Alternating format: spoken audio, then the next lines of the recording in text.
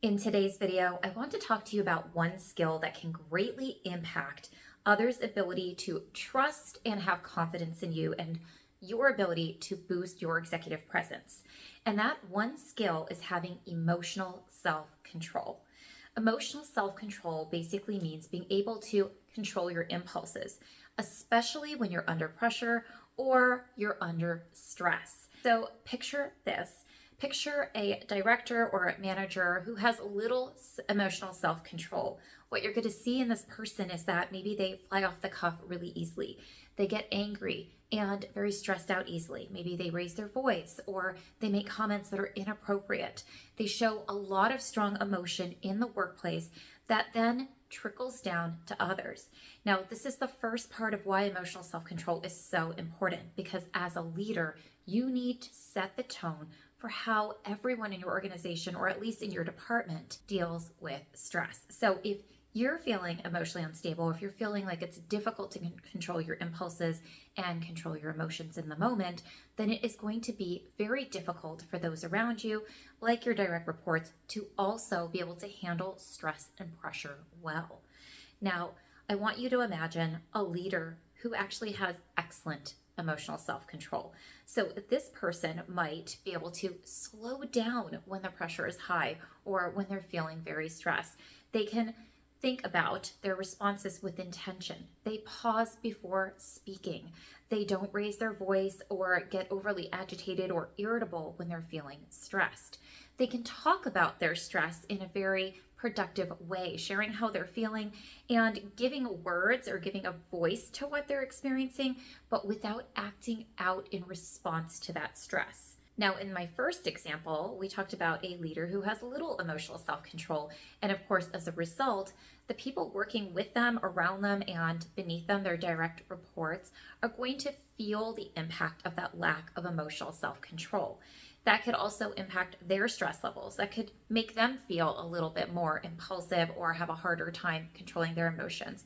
And for certain, it's going to make them have a poorer experience of that leader, which equals or results in, of course, less confidence and less trust in that leader.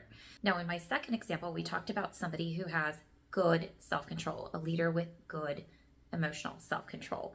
And in that example, there is also an impact on direct reports and colleagues and everyone else that works with that person.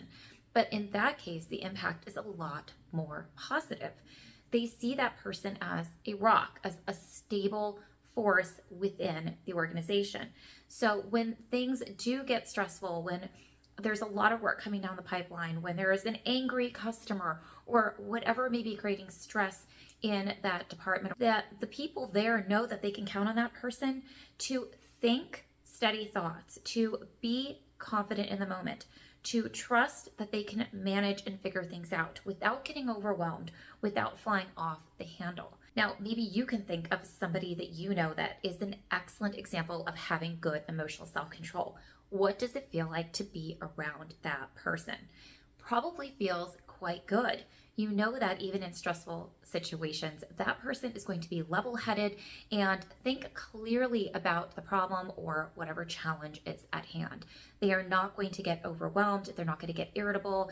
They're not going to act in ways that are unpredictable or even alarming to those around them.